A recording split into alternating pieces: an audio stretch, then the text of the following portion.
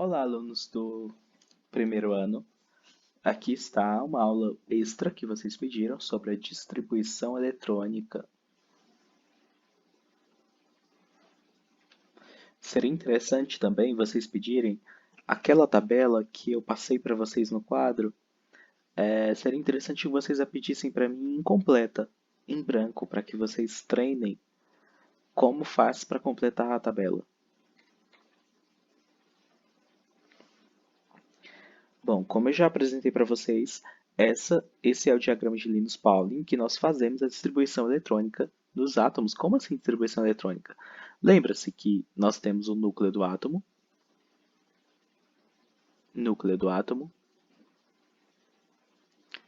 e ao redor desse núcleo nós temos elétrons, certo? Esses elétrons não estão organizados de maneira aleatória, eles têm uma organização específica.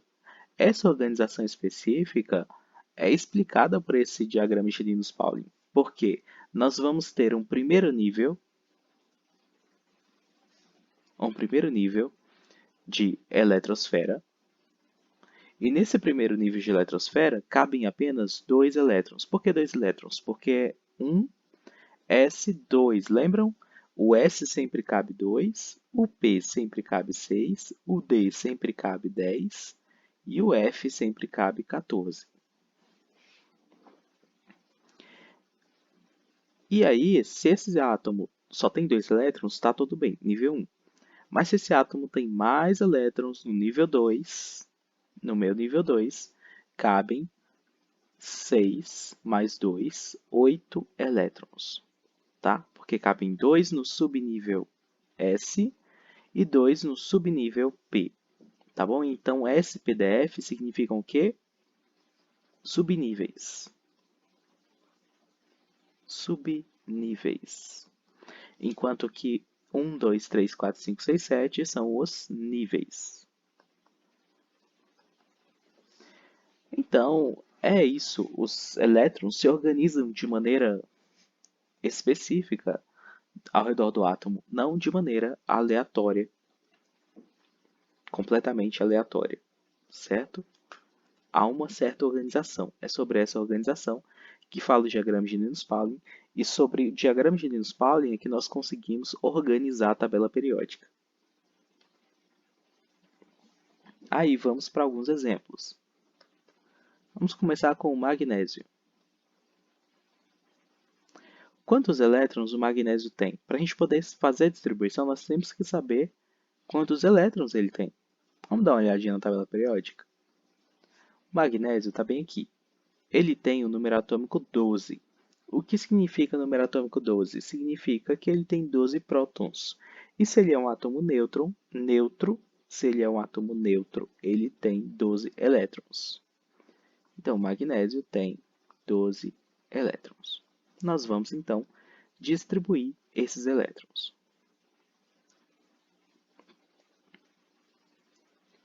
1s2, 2s2, aí eu vou contando, tá? 4, 2p, 6, e eu tenho sempre que seguir essa ordem, tá? Olha só, olha a ordem, ó, ó, ó, olha a ordem, ó, ó, ó, tem uma ordem.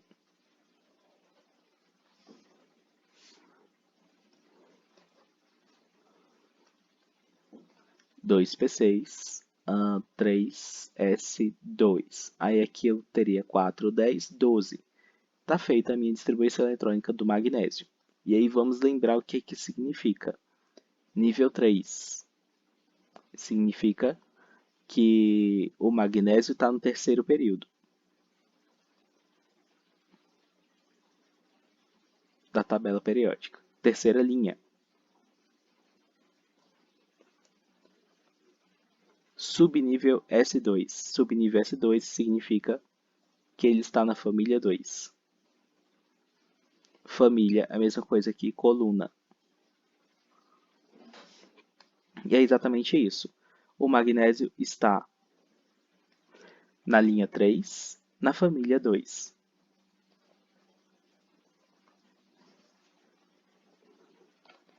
Próximo exemplo.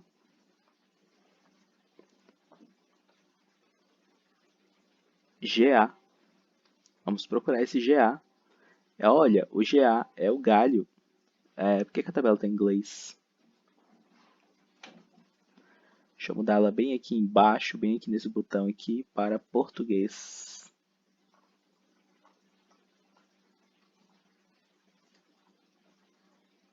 Aqui. Então, nós temos o Ga, que é o galho. E o galho tem número atômico igual a 31. Então, ele tem 31 prótons. E se ele é neutro, ele tem 31 elétrons. Vamos fazer a distribuição eletrônica do galho agora. E aí, para facilitar a minha vida, eu sei o quê? Que ele está na linha 4, na família 13. Então, sei como vai terminar essa distribuição da linha 4. Mas vamos lá. Eu vou fazendo devagarzinho aqui. 1s2, 2s2, 2p6, 3s2. Depois do 3s2 vem o 3p6.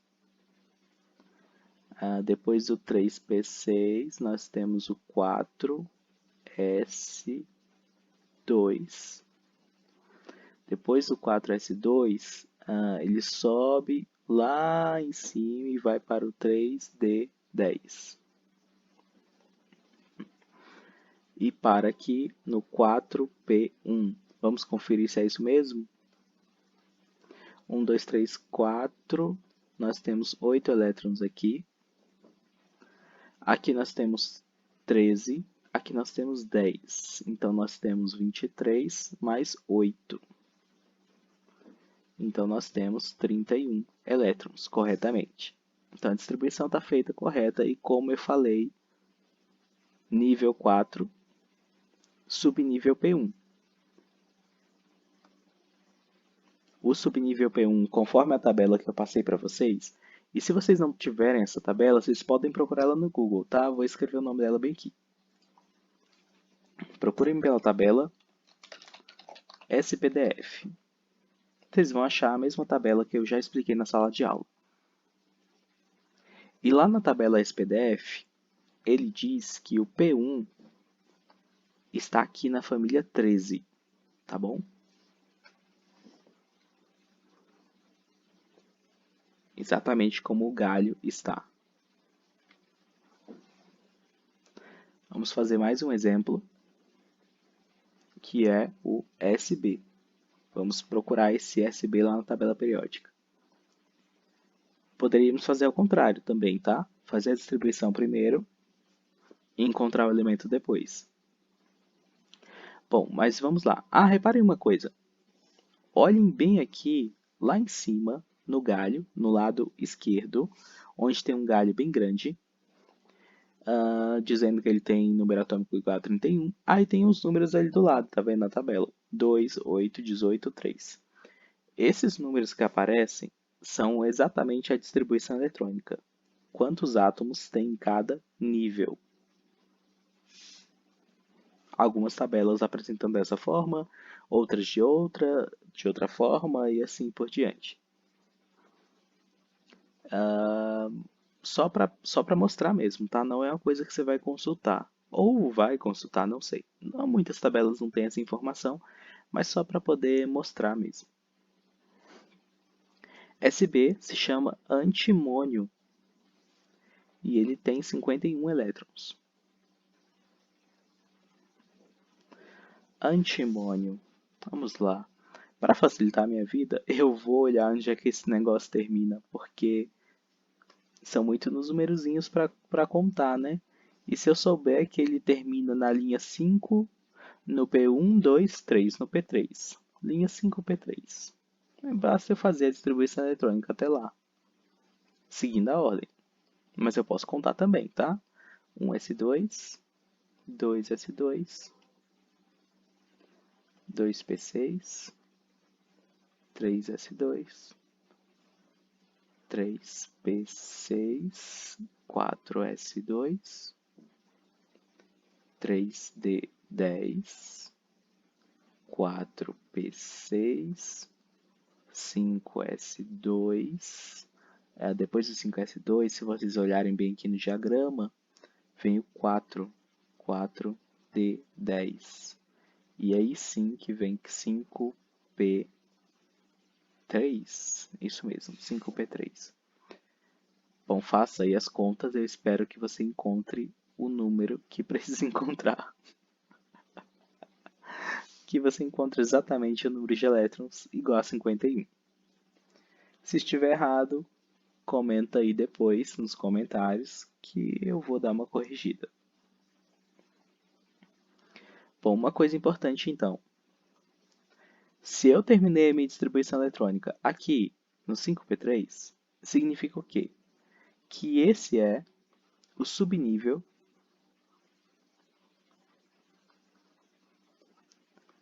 mais energético. E nesse caso, eita, aqui ficou feio. Subnível mais energético. E nesse caso, essa última linha de distribuição é a camada de valência, a mais externa. A camada mais externa do átomo. A camada que vai importar quando esse átomo fizer ligações químicas, né? Os elétrons dessa última camada que serão os mais afetados pela ligação química.